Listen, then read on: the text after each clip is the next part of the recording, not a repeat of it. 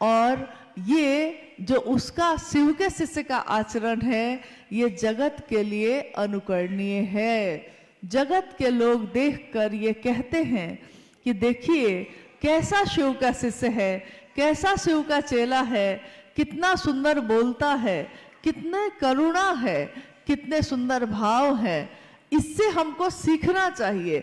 जब हम किसी को कुछ अच्छा देखते हैं, किसी को कढ़ाई अच्छी आती है, किसी को बुनाई अच्छी आती है, किसी को भोजन बनाना अच्छा आता है, किसी को खेती करना अच्छा आता है, तो हम उससे सीखना चाहते हैं कि अगर सीखना है तो भाई इससे सीखिए, देखिए इनको कितना अच्छा ये काम करने आता है। तो जब कोई शिव का शिष्य अपना आचरण जगत में दिखाता है तो जगत के लिए वो अनुकरणीय हो जाता है। जगत के लोग उसको देखकर सीखते हैं कि जीवन को कैसे जीना चाहिए। जब हमने शिव को गुरु बनाया तब से लेकर आज तक, हो सकता है हमारे साथ या आपके साथ ऐसा हुआ होगा कि कोई 2 महीने 3 महीने पहले शिव का शिष्य बना होगा, कोई 2-3 साल पहले बना होगा, कोई 20-30 वर्ष पहले बना होगा, कोई कभी बना होगा। लेकिन आज सबके सब, ये कोई नहीं कहता कि आप 20 साल के शिव शिष्य हैं और आप 2 दिन के शिव शिष्य हैं। हर व्यक्ति यही कहता है कि हम शिव के शिष्य हैं। शिव का शिष्य होकर हमारा मन महादेव से दया मांगता है। तीनों सूत्रों के बारे में आपने सुना अभी। शिव को गुरु बनाने में कोई दीक्षा, कोई दक्षिणा, ये शब्द आपने कभी सुना? क्योंकि शिव को गुरु बनाने में दीक्षा, गुरु की दया ही उनकी दीक्षा है। शिव की दया ही इंसान के, मानव के मन में दीक्षा का काम करता है। बीए का रोपण, बीज का रोपण, शिव का एक नाम है ज्ञानवापी महादेव।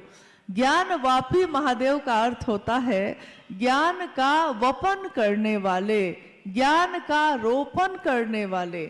जैसे खेत में कोई धान का रोपण करता है, वैसे ही हम सभी इंसानों के मन में शिव गुरु के रूप में ज्ञान का रोपण करते हैं। जब महादेव ज्ञान का रोपण करते हैं तो हमारा मन उनको गुरु मानने लगता है। लेकिन ये मेरा स्वभाव बन जाए, शिव को गुरु मानना मेरा स्वभाव बन जाए, मुझको ऊपर दिखावा में ये ना करना पड़े, मैं सचमुच में उसी भाव में आ जाऊं। स्वभाव का अर्थ होता है जैसा अपनी माँ के लिए है, पुत्री का स्वभाव, पत्नी का स्वभाव, पति का स्वभाव, अपने आप होता है ये। लेकिन जब ईश्वर के लिए हम कहते हैं कि मेरा स्वभाव हो जाए, तो इसके लिए हमको प्रयत्न करने पड़ते हैं, इसके लिए हमको प्रयास करना पड़ता है। शिव को गुरु बनाने के लिए, स्वस्फूर्त जागरण के लिए मेरे हृदय में, मेरे मन में शिव का भाव स्वस्फूर्त हो जाए, खुद ही खुद प्रकट हो जाए, इसके लिए मैं क्या करूं? तो इसके लिए कहा गया, साहब ने कहा कि पहला सूत्र है शिव से दया मांगना।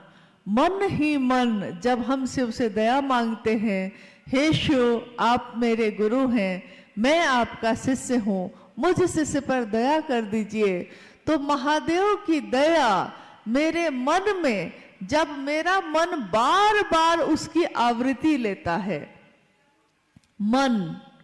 मन ही वो साधन है, तो मन जिस बात को बार बार दोहराता है, बार बार उसकी आवृत्ति लेता है, तो धीरे धीरे हमारे मन पे उसी बात की, जिसकी हम आवृत्ति ले रहे हैं, उसी बात की छाप पड़ जाती है। कोई अगर दिन रात पैसे पैसे पैसे पैसे यही बात करता है, तो उसकी नींद में भी उसको पैसा ही दिखने लगता है। हमने देखा है कभी कभी कि जब शाम में, संध्या बेला में हमारे घर परिवार में कभी कभी ऐसा होता था, हम लोग छोटे थे तो उस समय याद है मुझको कि घर में परिवार के बहुत लोग बैठे हैं और कुछ नाते रिश्तेदार के लोग भी आ गए हैं, तो बहुत लोग बैठे हैं। तो जब बहुत लोग हो जाते हैं तो कोई एक बात शुरू होती है और धीरे धीरे सारे लोग उसी बात में शामिल हो जाते हैं। तो एक बार क्या हुआ कि शाम हो रही थी, अंधेरा हो रहा था, तो अचानक किसी एक व्यक्ति ने भूत प्रेत की बात शुरू कर दी। भूत ऐसा होता है, प्रेत ऐसा होता है, महाप्रेत ऐसा होता है, चुड़ैल ऐसी होती है, पिशाच कैसा होता है। धीरे धीरे देख रहे हैं कि जितने लोग वहां हैं बैठे हुए, सब अपनी अपनी कोई ना कोई कहानी उसमें बताने लगे। किसी ने कहा कि एक बार ऐसा हुआ कि अमुक आदमी अमुक जगह गया तो वहां उसको प्रेत बाधा हो गई, भूत प्रेत पकड़ लिया, झूमने लगा। मतलब कैसा था प्रेत? किसी दूसरे ने पूछा भूत कैसा था? तो बड़े बड़े कान थे, बड़ी बड़े आंखें थी, दांत थे, बाल थे। मतलब लोग कह रहे हैं। हम लोग छोटे थे। उसके बाद रात के भोजन का समय आ गया। भोजन करके सारे लोग सोने के लिए गए। तो जब सोने के लिए गए, अब नींद ही नहीं आए, नींद ही नहीं आ रही है, डर लग रहा है और पर्दा भी हिलता है तो लगता है कि भूत का कान ही हिल रहा है। ये पर्दा नहीं है, आवाज हो रही है सरसराहट की, तो लगता है कि भूत ही सांस, उसी की सांस की आवाज आ रही है। देखिए हमारे मन पे उस बात का कितना असर होता है जिसमें हम सब शामिल हो जाते हैं। तो सब शामिल हो गए तो रात भर नींद नहीं आई, कोई अकेले सोने को तैयार नहीं हुआ। सब अंत में विचार हुआ कि सारे लोग हॉल में गद्दा बिछा लें और एक साथ सो जाएं, क्योंकि कमरे में जाने पे भूत आ सकता है। देखिए किसी एक ने बात शुरू की, धीरे धीरे सारे लोग उसमें शामिल हो गए और जब शामिल हो गए तो मन पे उस बात का ऐसा असर हुआ कि हर जगह वही दिख रहा है। अगर हमारे आपके जैसे लोग और बातों को छोड़कर महादेव की बात करने लगेंगे और कहेंगे, कोई एक शुरू करेगा महादेव मेरे गुरु हैं, आपके भी हो सकते हैं। दूसरा कहेगा कैसे हो सकते हैं। तीसरा कहेगा महादेव तो है ही। पहला कहेगा है गुरु, इसीलिए तो कहते हैं कि बना लीजिए, महादेव का साथ मिलेगा तो हमारा मन सबल होगा, सक्षम होगा, सुवासित होगा। शिव के साथ जीवन की दशा और दिशा बदल जाएगी। कोई कहता है महादेव गुरु कैसे हो सकते हैं, हम लोग को तो कुछ नहीं आता है। तो पहला आदमी कहता है महादेव को गुरु मानने में बस मन ही से कहना है, कोई क्रिया नहीं है, कोई आडंबर नहीं है, कोई आपको खर्चा पानी या पूजा पाठ फूल प्रसाद कुछ नहीं चढ़ाना है। महादेव को गुरु मानकर बस अपने मन का भाव देना है, मन में दोहराना है। और जिस चीज को हम बार बार दोहराते हैं वो हमारी नींद में भी शामिल हो जाती है। नींद में अब क्या दिखाई देता है? तो नींद में हम तो वही है, हमारा बिस्तर भी वही है, परंतु अब जब सोने जाते हैं तो नींद में शिव दिखाई देते हैं। नींद में शिव अवस्थित हैं। जिसके नींद में भी शिव अवस्थित होते हैं वही साधु है, वही ऋषि है, वही महर्षि है, जिसकी नींद में भी शिव शामिल हो जाए। तो हमारी बातचीत का बहुत असर होता है। हम बात क्या करते हैं? कभी कभी कोई ऐसा व्यक्ति मिल जाता है जो आपके घर आएगा और दिन रात आपसे नकारात्मक बात करेगा, सिर्फ नकारात्मक। मतलब कोई आपके घर आया और उसने बात शुरू की, उसने कहा कि क्या कहें, बड़ा बीमार है, बहुत दर्द है, पैर में बहुत दर्द है, पेट में दर्द है, सिर में दर्द है, इतना बोलेगा और जब वो चला जाएगा तो आपके भी सिर में दर्द होने लगता है। पहले नहीं था। उसने इतनी बात कही किसी के बारे में कि मुझको भी लगने लगा कि मुझको भी तो नहीं हो गया है कहीं सिर में दर्द। यानी बात हम सुनते क्या है। वहीं कोई ऐसा व्यक्ति मिलता है जो कहता है, हम अगर कहते भी हैं कि हाँ मेरे सिर में बहुत दर्द है, बड़ी पीड़ा है, पैर के घुटने में चल नहीं पाते हैं, तो वो कहता है अरे मिजाज बना के चलो ना, मिजाज बनाओ, अरे चलो कुछ नहीं है, चल सकते हैं, चलिए। और एक दिन चलने लगते हैं हम। यानी उसकी बात का क्या असर है, बात का क्या असर होता है। मनुष्य की शारीरिक शक्ति यानी उसके शरीर की जो शक्ति है सो उससे बलशाली होती है उसकी मानसिक शक्ति, और मानसिक शक्ति से भी बलशाली होती है उसकी आध्यात्मिक शक्ति। ये साहब ने अक्सर कहा, लिखा भी है। मनुष्य की शारीरिक शक्ति में कितना बल है, हम क्या क्या काम कर सकते हैं। हम एक कुर्सी उठा सकते हैं, हम एक टेबल उठा सकते हैं, लेकिन अगर पलंग उठाने के लिए कह दिया जाए तो हम नहीं उठा सकते हैं। लेकिन अगर कोई कहे कि मन से उठाइए तो मन से तो पलंग क्या बात है, महल का महल उठा सकते हैं। मन में अगर सोचना है कि महल को उठाना है तो मन तो ऐसी चीज है कि उठा ही सकते हैं हम। यानी मन की शारीरिक शक्ति से बलशाली हो गई मन की शक्ति, और मन से भी बलशाली है उसकी आध्यात्मिक शक्ति। आध्यात्मिक शक्ति यानी ईश्वर से उसका सानिध्य। एक व्यक्ति जो वर्षों से लकवाग्रस्त होकर बिस्तर पे पड़ा था और बिस्तर से हिल भी नहीं सकता था, लोग उससे मिलने आते, सहानुभूति जताते और चले जाते। सब सहानुभूति दिखाते, भाई तुमको बड़ा कष्ट है, भाई तुमको तो बड़ा दुख है, सब सहानुभूति जताते। लेकिन आज तक किसी ने उससे नहीं कहा कि तुम ठीक भी हो सकते हो। सबने यही कहा क्या करिएगा, अब तो जीवन ऐसे ही गुजारना है। परंतु एक दिन क्या हुआ, एक शिव का शिष्य उस व्यक्ति के पास गया। एक गुरु भाई उस व्यक्ति के पास मिलने चले गए। उन्होंने कहा क्या हो रहा है आपको? तो उसने कहा कि वर्षों से बिस्तर पे ही पड़ा हूँ, लकवाग्रस्त हूँ, हिल नहीं पाता हूँ, सारे काम बिस्तर पे ही करने पड़ते हैं।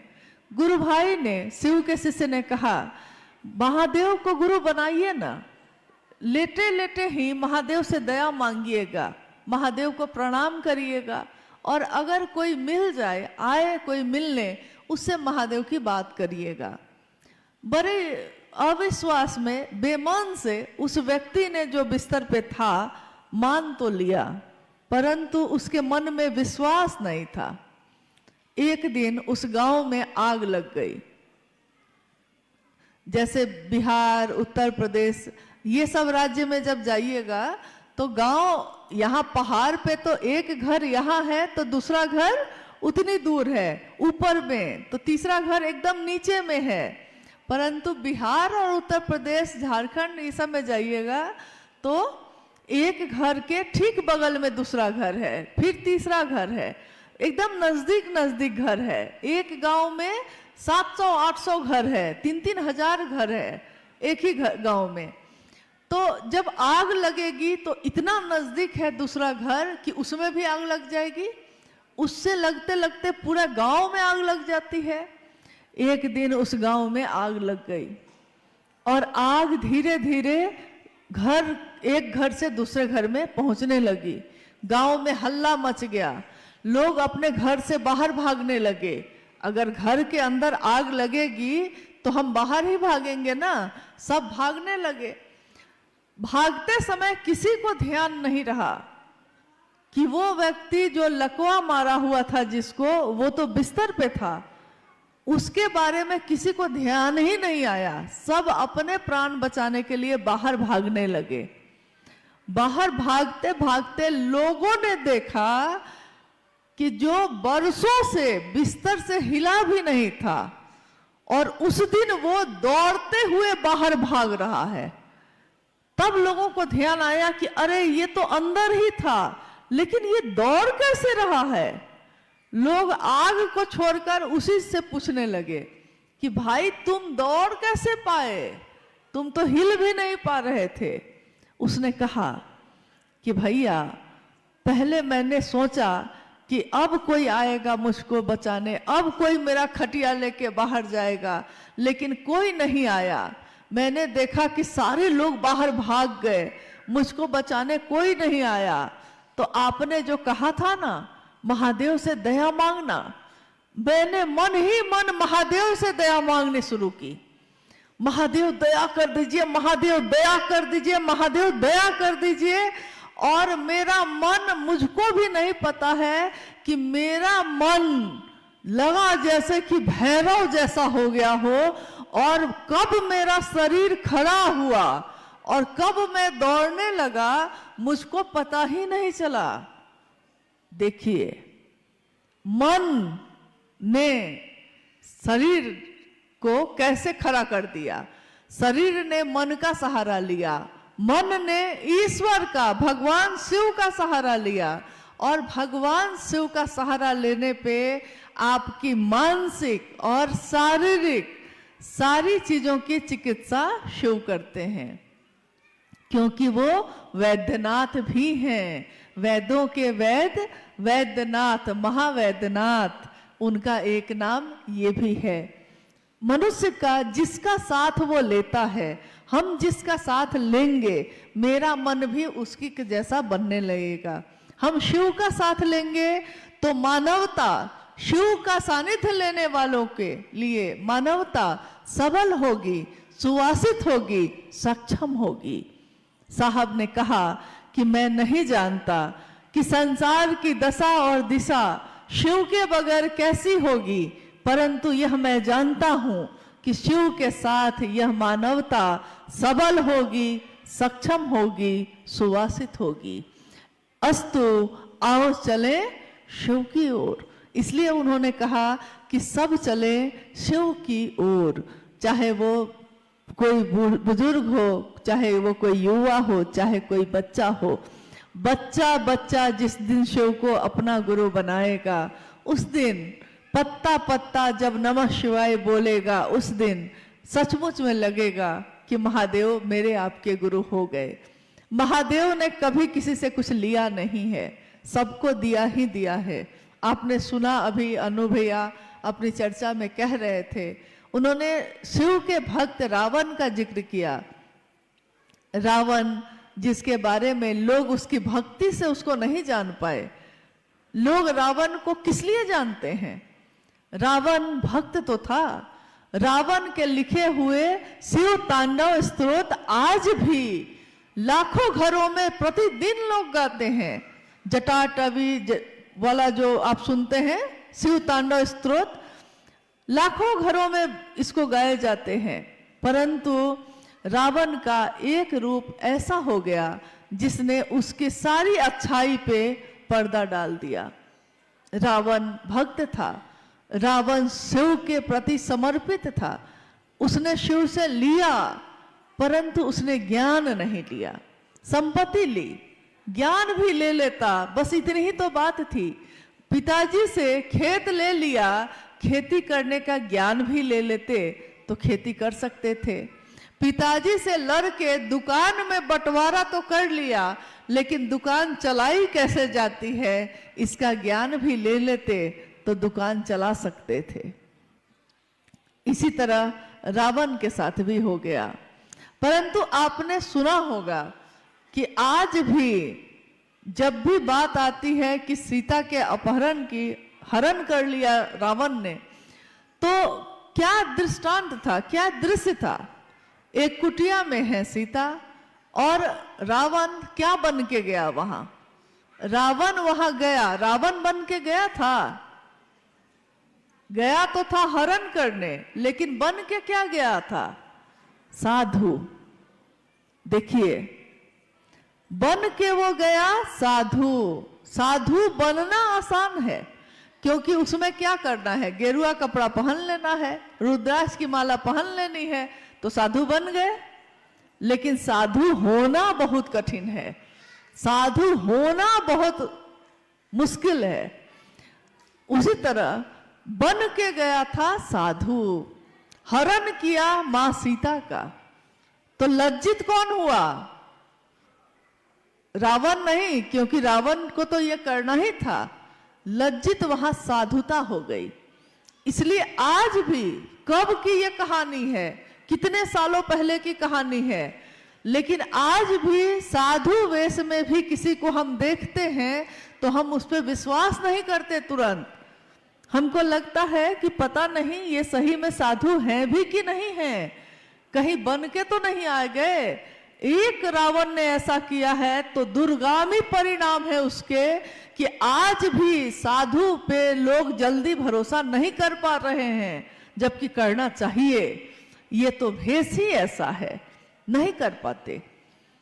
और हम शिव के शिष्य हैं, अगर हम शिव का शिष्य बनकर समाज को अपनी सेवा न दे सके, समाज को शिव न दे सके, तो हमको शिव का शिष्य होने का कोई हक नहीं है।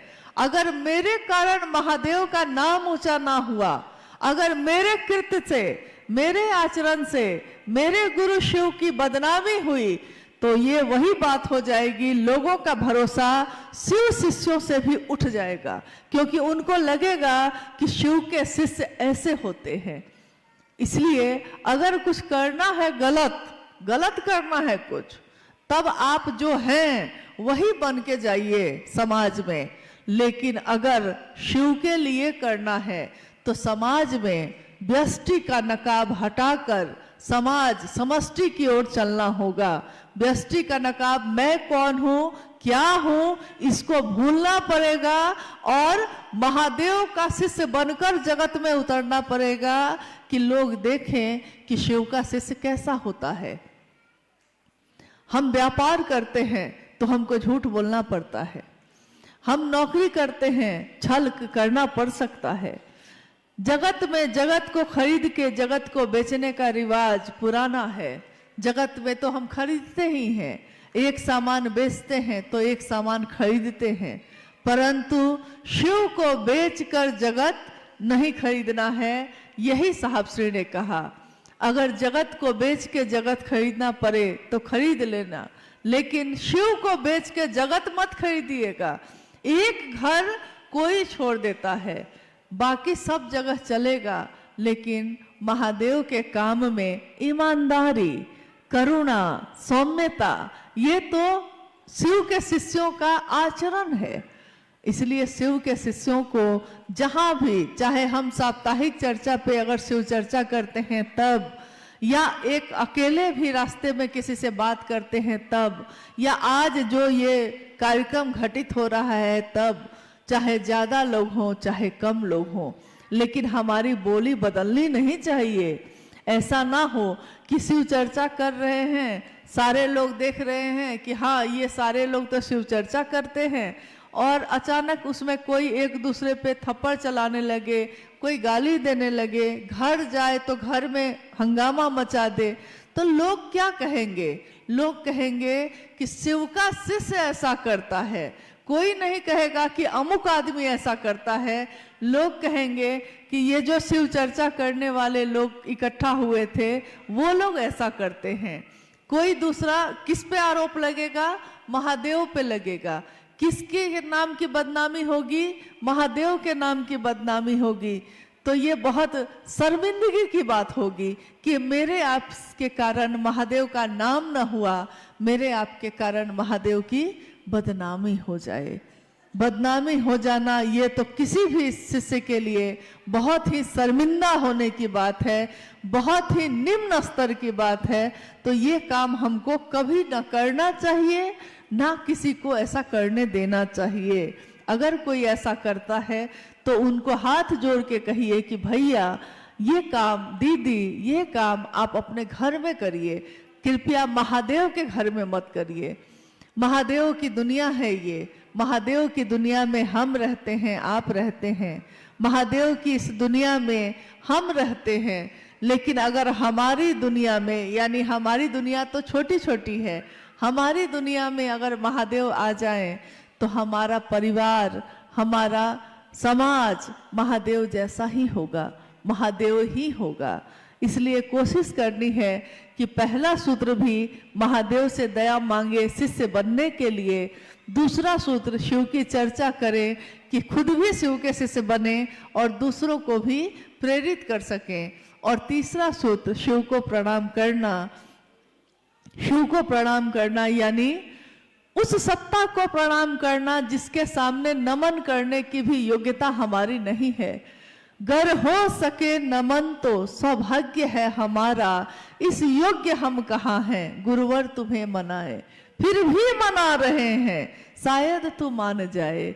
हम महादेव को मनाते हैं, हम महादेव को प्रणाम करते हैं, हम इस योग्य नहीं, तब भी कोशिश करते हैं कि ऐसा हो जाए। आइए हम लोग कुछ जिज्ञासाओं पे बात करते हैं। मंच पे आई होगी, जिज्ञासा का अर्थ होता है कि किसी के मन में कोई बात पैदा होना, किसी के मन में कोई समस्या पैदा हो जाना, या कोई ऐसी बात जो मेरी समझ में ना आ रही हो तो उसको हम लोग पूछ सकते हैं। ज़्यादा अच्छा है कि अगर मन भ्रमित हो, अगर कोई किसी के बारे में कुछ कहता हो तो उसी व्यक्ति से पूछना चाहिए। दूसरों से उसके बारे में बात करने से बेहतर है कि उस व्यक्ति से पूछ लीजिए। इसलिए महादेव के काम में अगर कोई बाधा आती हो, गति और गतिरोध दोनों के विषय में कोई बात आती हो, तो हम लोगों को आपस में बात कर लेनी चाहिए, पूछ लेना चाहिए, ताकि माहौल अच्छा बना रहे, हमारा रास्ता प्रशस्त हो। आइए हम लोग जिज्ञासाओं पे बात करते हैं। हेलो, आपकी ओर से जिज्ञासा बहुत है, उसमें से कुछ जिज्ञासाओं पर हम लोग चाहेंगे कि बात हो। एक भाई ने लिखा कि कलिम्पोंग में शिव चर्चा में सुन रहा हूं लेकिन भरोसा नहीं हो रहा है, क्या शिव जो भगवान है और शिव गुरु दोनों एक है या अलग अलग है? जिज्ञासा है कि शिव की पूजा वो कर रहे हैं, शिव की चर्चा भी सुन रहे हैं, उनको भरोसा ये नहीं हो रहा है कि शिव भगवान है कि शिव गुरु है। शिव भगवान भी है और शिव गुरु भी है। मेरे पिता भी है कोई और वो मास्टर भी मेरे हैं। ये हो सकता है कि नहीं? ये होता है कि नहीं? होता ही है। तो शिव भगवान है, भगवान के रूप में वो समदर्शी हैं, भगवान के रूप में वो सबके ऊपर एक समान दृष्टि रखते हैं। इसीलिए कोई अगर देवता भी तपस्या करे तो उसको भी वरदान देते हैं, कोई राक्षस अगर तपस्या करे तो उसको भी वरदान देते हैं। महादेव भगवान के रूप में प्रसन्न होकर वरदान देते हैं, इसमें कोई, महादेव भगवान के रूप में मनोकामनाओं की पूर्ति करते हैं, इसमें भी कोई संशय नहीं है। परंतु गुरु के रूप में विवेक पूर्ण दान देते हैं। विवेक पूर्ण दान यानी जो हमारे लिए जरूरी होगा, जो हमारे लिए अच्छा होगा। जैसे कहा गया है कि घर में प्रथम गुरु माता और पिता को माना जाता है, क्योंकि माता पिता अपने बच्चे को कभी भी हाथ में खुला चाकू नहीं देंगे। क्यों?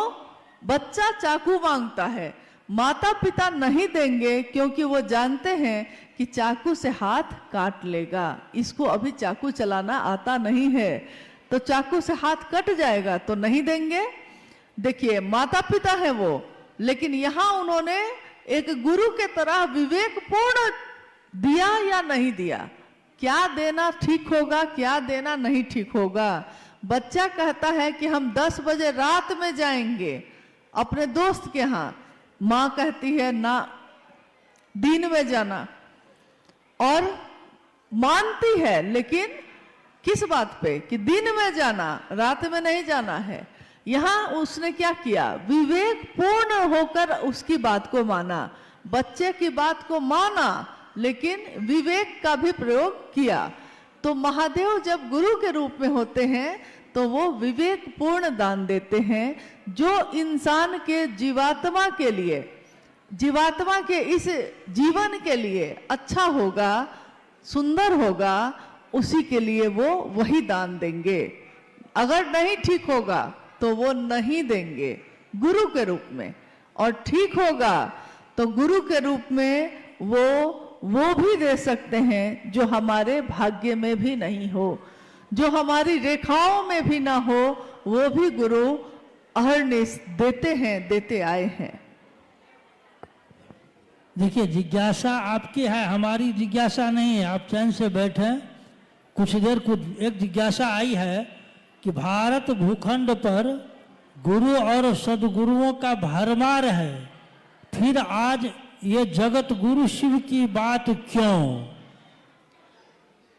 हाँ, एक ये जिज्ञासा है महत्वपूर्ण कि भारत भूखंड पे गुरु परंपरा की भरमार है, गुरु और शिष्य परंपरा इसकी भरमार है, फिर आज ये शिव के गुरु स्वरूप की बात क्यों हो रही है?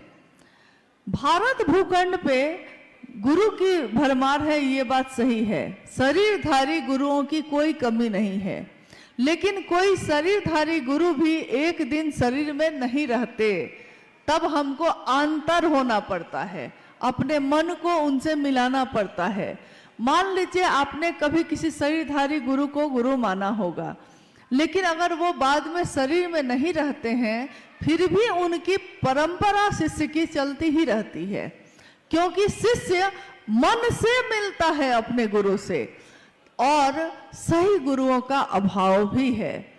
प्राचीन समय में ऐसे बहुत सारे ऋषि मुनि या ऐसे गुरु हुए जिनके कारण धरती के लोग अच्छा जीवन जी पाए।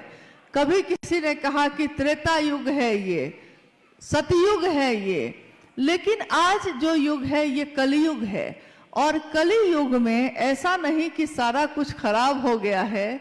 हालांकि शिव पुराण में शास्त्र ने कहा कि एक दिन ऐसा आएगा जब जगत के लोग धर्म से विमुख हो जाएंगे, गुरु और शिष्य परंपरा भी जाती रहेगी, और पाप और अनाचार का बोलबाला हो जाएगा। परंतु उस समय भी एक ही चीज हम सबके बीच बचेगी, एक ही विकल्प, एक ही चीज बचेगी, नमः शिवाय। शिव पुराण ये कहता है, आज का तो नहीं है, हजारों साल पहले लिखा गया ये ग्रंथ ये बता रहा है, आज ये घटित हो रहा है कि आज हम जैसे मानव के पास एकमात्र विकल्प है शिव की शिष्यता, यानी शिव को जो हम प्रणाम करते हैं नमः शिवाय से। नमः शिवाय में शिव का मंत्र है, ये तो शिव का चैतन्य है जो हमारे मन में, हमारे चैतन्य में होता है, हम अक्सर उसी की बात करते हैं। अभी देखिए, मुझको एक घटना याद आई जो साहब और दीदी ने अपने जीवन की बताई। उन्होंने कहा कि अगर महादेव आपके मन में रहेंगे, मन में अगर महादेव हैं, तो आप कहीं भी जाइएगा, आपके सारे ध्यान का केंद्र महादेव हो जाएंगे, चाहे आप कार्यालय में बैठिए, चाहे आप किसी काम में रहिए। हुआ ये कि एक घटना हुई कि साहब उस समय पटना में पोस्टेड थे, तो वो अपने कार्यालय जा रहे थे। जब 10 बजे से 6 बजे तक वो अपने कार्यालय में, क्योंकि आप जानते हैं कि साहब हरिंद्रानंद जी जब रिटायर्ड हुए तो ज्वाइंट सेक्रेटरी कैबिनेट के तौर पे रिटायर्ड हुए थे। उसके साथ साथ उन्होंने महादेव के नाम का अलख जगाए रखा, और करोड़ों लोग आज महादेव की सोच पे खड़े हैं, चल रहे हैं। तो उस दिन हुआ ये कि जब वो कार्यालय के लिए निकलने लगे तो मां नीलम आनंद जी ने, गृहस्थ भी हैं, वो गृहस्थ भी हैं, क्योंकि महादेव गृहस्थों के भी आदर्श हैं। साहब और दीदी क्या है, गृहस्थ भी हैं, 3 बच्चे भी हैं उनको। तो जब निकलने लगे तो माँ ने उनसे कहा कि कटहल लेते आइएगा। उधर से जब ऑफिस से लौटिएगा, हमारे पति भी जब बाहर जाते हैं तो हम लोग उनसे कुछ ना कुछ डिमांड कर ही देते हैं कि जब आइएगा तो ये लेते आइएगा, ये लेते आइएगा। तो माँ ने कहा कि कटहल लेते आइएगा। कटहल क्या है? एक सब्जी है, फल भी माना जाता है उसको, कटहल ही तो है, लेते आइएगा। साहब ने कहा कि लेता आऊंगा। अपनी जीप में बैठे, जिप्सी में कार्यालय चले गए। साहब ने कहा कि रास्ते में मैं दोनों तरफ सब्जी वाले को देखता रहा कि कटहल है कि नहीं है। नहीं था। दिन में तो दुकान लगी नहीं थी। सोचा कि कार्यालय जाकर चपरासी को भेजूंगा। कार्यालय में गए, उन्होंने चपरासी को बुलाया और कहा कि बाजार में जाके देखो तो कि कटहल आया है कि नहीं। चपरासी बाजार चला गया, लौट के आया, उसने कहा जी अभी नहीं आया है। फिर साहब काम में व्यस्त हो गए। फिर अब शाम में जाना है, चपरासी से फिर बुला के कहा अब देखो तो कि आया कि नहीं कटहल बाजार में। चपरासी फिर गया, उसने कहा आ गया है सर। उधर से कटहल लेके आए, गाड़ी में रखी गई। कहा एक ज्वाइंट सेक्रेटरी कैबिनेट और कहा वो कटहल के लिए परेशान हो रहे हैं। साहब ने कहा क्या मैं कटहल के लिए परेशान हो रहा था? नहीं, मेरे ध्यान में नीलम थी, मेरे ध्यान में नीलम थी। तो नीलम ने क्या कहा है ये भी मेरे ध्यान में था। मेरे ध्यान में शिव होंगे तो शिव ने क्या कहा, साहब दीदी ने क्या कहा, ये भी मेरे ध्यान में होगा। तो इसीलिए साहब ने कहा कि वो कटहल मेरे मन में घूमता रहा, जबकि मैं उतना पसंद भी नहीं करता, लेकिन कटहल नीलम ने कहा। महत्वपूर्ण यह है कि किसने कहा। तो यहाँ जब हम शिव को गुरु मानते हैं तो महत्वपूर्ण यह है कि हमने किसके कहने से माना, कौन है जो हमारे दिन और रात में भी हमारा साथ नहीं छोड़ता, जो हमारे चित्त में हमेशा विराजमान रहता है, जिसके लिए हम कहते हैं महादेव साहब दीदी बैठे हैं मेरे सीने में। हम ये कहते ही रहते हैं क्योंकि हमारे मन का ध्यान भी उन्हीं के आसपास घूमता रहता है, घूमता रहता है। तो हमको याद रहता है कि साहब ने क्या कहा, क्यों कहा, क्या करना चाहिए हमको। अगर हमको याद ना रहे तो हमको ये भी याद नहीं रहेगा कि उन्होंने क्या कहा। ये याद इसीलिए है क्योंकि वो भी याद है। नहीं, एक जिज्ञासा है, एक ये बहुत सारे गुरु बहनों और गुरु भाई की जिज्ञासा है कि दीदी हम लोग कई बार विचार योजना बनाए कि जाएंगे रांची, नहीं जा पा रहे हैं, रुकावट कहाँ आ रही है? चाहता हूँ लेकिन हम लोग रांची नहीं जा पा रहे हैं, कृपया कुछ आप बताएं। जिज्ञासा आपने सुनी है कि जिज्ञासा ये है कि कुछ गुरु बहनों की है कि वो लोग हर कुछ दिन के बाद तैयारी करते हैं कि रांची जहाँ साहब का स्थल है उपवन, हम लोग हर धाम जाते हैं, मेरे साहब की जगह है, हम लोग वहाँ भी जाना चाहते हैं। तो हम लोग तैयारी कर लेते हैं लेकिन जा ही नहीं पाते हैं। तो रुकावट कहाँ आ रही है? रुकावट कहीं नहीं होती। अगर हम किसी पर निर्भर हो जाते हैं तब रुकावट होती है। जैसे जब हम लोगों ने यहाँ आने का प्रोग्राम बनाया तो कुछ लोगों ने कहा कि कलिम्पोंग में बहुत ठंड होगी, दिसंबर में मत जाइए, अप्रैल में जाइएगा। लेकिन चलने वाला जब चल देता है तो वो उसी में एडजस्ट हो जाता है, मतलब ठंड है कि गर्मी है उसी में ढल जाता है। तो हम लोग चले आए। रोकने वाले तो रोकते ही हैं, कहने वाले तो कहते ही हैं। कोई कहता है चल सकते हो, कोई कहता है नहीं चल सकते हो, कोई कहता है जाना चाहिए, कोई कहता है क्यों जाना चाहिए, मत जाइए, लेकिन मेरा मन क्या कहता है, मेरे कौन है वो जिनके लिए हम जाना चाहते हैं, जिनके पास जाना चाहते हैं। साहब और दीदी आज सबके साथ हैं, आप भी तो हम लोग के साथ हैं, तब भी हम लोग आए कि नहीं, आते हैं कि नहीं, कभी सिक्किम आते हैं, कभी सिलीगुड़ी आते हैं, कभी कलिम्पोंग भी आ गए।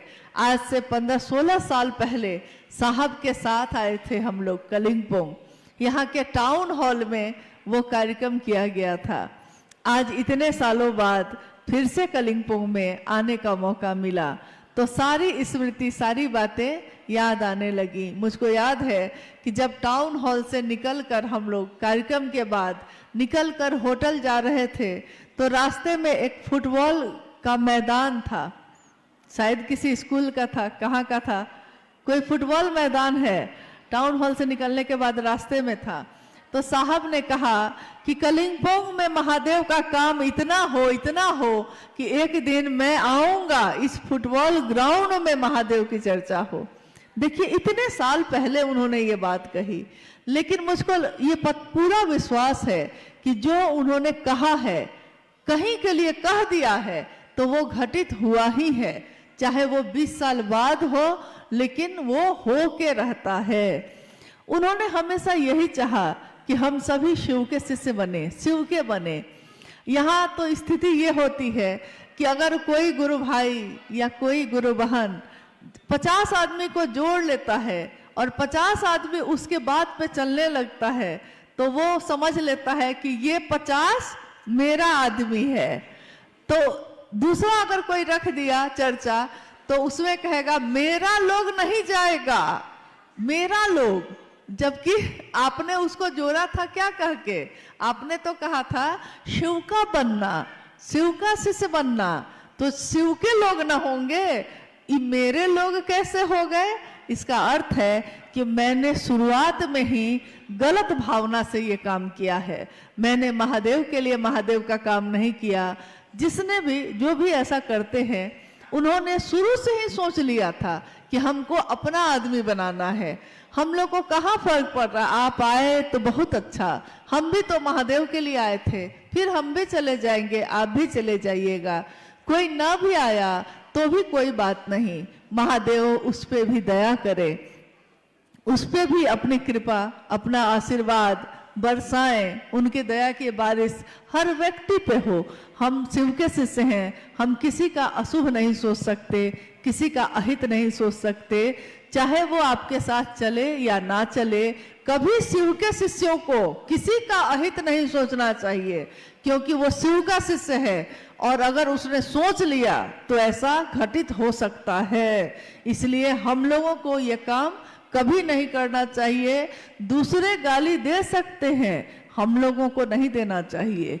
दूसरा आरोप लगा सकता है, हम लोगों को नहीं लगाना चाहिए, क्योंकि हम तो जानते हैं कि हम शिव के शिष्य हैं, भले वो जाने ना जाने। एक जिज्ञासा है, गुरु बहनों का कहना है कि दीदी, हम लोगों ने दीदी नीलम आनंद जी को तो देखा नहीं है।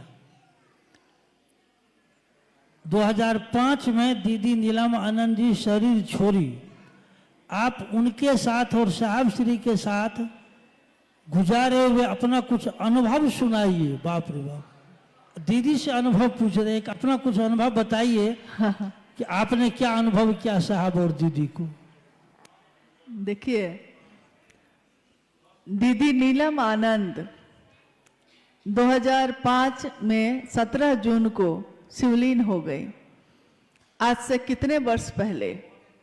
साहब 4 सितंबर 2022 को शिवलीन हो गए और आज भी दीदी और साहब हम लोगों के साथ उसी तरह है, जरा भी कम नहीं हुआ है, रफ्तार और बढ़ गई है, नजदीकी और बढ़ गई है। शरीर में रहते जो थोड़ी दूरी भी थी वो भी अब खत्म हो गई है। आपने जानना चाहा है, आपने पूछा है दीदी नीलम आनंद जी के बारे में।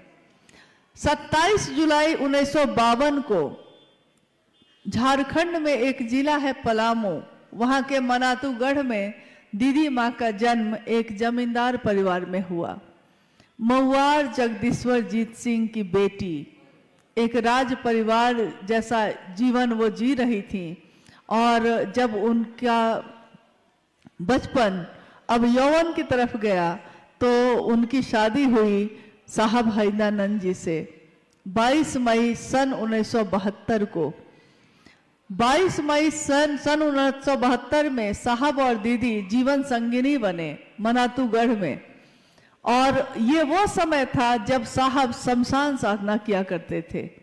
उन्होंने अपने जीवन के 12 वर्ष के बाद से 12वें वर्ष के बाद ही लगातार शमशान कब्रिस्तान साधना, कुंडलनी जागरण, योग, तंत्र, मंत्र, यंत्र, जितनी तरह की विधाएं होती हैं सबको आजमा लिया था। परंतु जब उनका विवाह हुआ मां नीलम आनंद से, तो मां ने देखा कि मेरे पति एक तरफ साहब कानून की पढ़ाई कर रहे थे और एक तरफ वो शमशान साधना कर रहे थे। तुलना नहीं है, विसंगतियों में संगति की स्थापना करते हैं शिव। इसी तरह उनके जीवन को भी देखते हैं हम लोग तो अनमिल आखर जैसा है, विसंगतियों में ही संगति की स्थापना है। उन्होंने शमशान साधना भी जाना जारी रखा और साथ साथ उन्होंने कानून की पढ़ाई भी करना जारी रखा। सन 1974 में जब साहब श्री ने शिव को अपना गुरु बनाया, आरा के गांगी नामक स्मशान में जब वो बैठे थे अर्धरात्रि में, और अर्धरात्रि में उनके मन में ये आवाज गूंजी थी कि गुरु भगवान होते हैं तो भगवान गुरु क्यों नहीं है। उन्होंने शिव को अपना गुरु बनाया था। 1974 के बाद लगातार 1981 तक, जब तक कि साहब बीच में डिप्टी कलेक्टर हुए, बिहार प्रशासनिक पद पे पदाधिकारी हुए और पाटन में उनकी पोस्टिंग हुई। पाटन में बहुत सारी चमत्कारी घटनाएं हुई। मां नीलम आनंद जी के बारे में इतना ही कह सकते हैं कि उन सारे चमत्कारों की घटनाओं को जो घटित हो रहे थे उसमें उनकी सबसे ज्यादा भूमिका थी, क्योंकि स्वयं भगवती स्वरूपा, शक्ति स्वरूपा मां नीलम आनंद के लिए कुछ भी कहना उनके व्यक्तित्व को बहुत छोटा साबित करता है। उनके बारे में अगर कुछ कहना चाहे कोई तो कह नहीं सकता, उसके शब्द कम पड़ जाएंगे और उनकी ममता बहुत भारी पड़ जाती है। माँ की ममता का कोई मोल नहीं, माँ की ममता शब्दों में बांधी नहीं जा सकती। माँ जो ममता बरसाती है वो ममता ही बरसाती रही। स्वयं उनके शक्ति या उनके आध्यात्मिक जो शक्ति है उसका आकलन कोई करना चाहे तो जगत का लोग नहीं कर सकता, क्योंकि ऐसी कितनी घटनाएं हैं जो ये बताती हैं कि उनके मन से या उनकी बात से क्या हो सकता है, क्या हो जाता है। उन्होंने जो कहा सो घटित हो गया, जो चाहा सो हुआ। उन्होंने कहा था एक दिन जब 13 लोग थे मात्र, शिव गुरु महोत्सव पहला 13 व्यक्ति, और उस दिन साहब ने कहा था कि आज जो 13 लोग हैं एक दिन 13 करोड़ होंगे। मां नीलम आनंद जी ने कहा था कि आज जो शिव शिष्यता है एक दिन ऐसा आएगा कि देखनिहार को धरनिहार नहीं होगा, देखने वाले गिर जाएंगे, मंजिल इतनी बड़ी होगी, इमारत इतनी बुलंद होगी, शिव की शिष्यता इतनी व्यापक होगी। सोचिए ये कब की बात है, ये 1982 की बात है और आज 2025 में हम लोग बैठे हैं। करोड़ों शिव के शिष्य आज जीवन में शिव को जीते हैं, रहते हैं शिव बन के, जीते हैं शिव बन के, बनते हैं शिव। और ये सब किसके कारण हो सका? तो साहब और दीदी के कारण हो सका। आपने पूछा है कि मां नीलम आनंद जी के साथ मेरा जो समय गुजरा, मेरा जो सानिध्य मुझको प्राप्त हुआ, तो मैंने क्या अनुभव किया है, मेरी अनुभूति क्या है। मुझको उनका सानिध्य मिला और उसके बाद तो कुछ भी याद नहीं, भूल गया सब कुछ, याद नहीं अब कुछ, सब कुछ जैसे कोई भूल जाता है। मैं अक्सर हंसी में कहती थी, जब जो माँ जिसने मुझको जन्म दिया वो कभी कभी माँ नीलमानंद जी से मेरी शिकायत करती थी, कहती थी कि बेटी है मेरी और मुझको फोन करके हालचाल भी नहीं पूछती है। तो मैं हंस के कहती थी उनको कि मैं तो भूल चली बाबुल का देश, पिया का घर प्यारा लगे। पिया का घर यानी माँ का वो आश्रय, वो आंचल, साहब का वो आशीर्वाद, इसके सामने अब दुनिया में कुछ भी याद ही नहीं रहता था। तो जब याद ही नहीं रहता था तो बात कैसे करे, इस पे वो रोने लगी। तो माँ ने मुझको बहुत समझाया, कहा कि अरे वो माँ है, तुम्हारी माँ है। मैंने कहा कि माँ मैं अपने दिल की बात कह रही हूँ, मुझको कोई याद ही नहीं रहता, जब आपके साथ हूँ तो और किसकी याद आती है। तो माँ हंसने लगती। कितनी यादें हैं, कितनी स्मृतियां हैं, लेकिन यही कहूंगी कि उनकी अनुभूतियों को शब्दों में बताना नामुमकिन है, मुश्किल है, संभव नहीं है।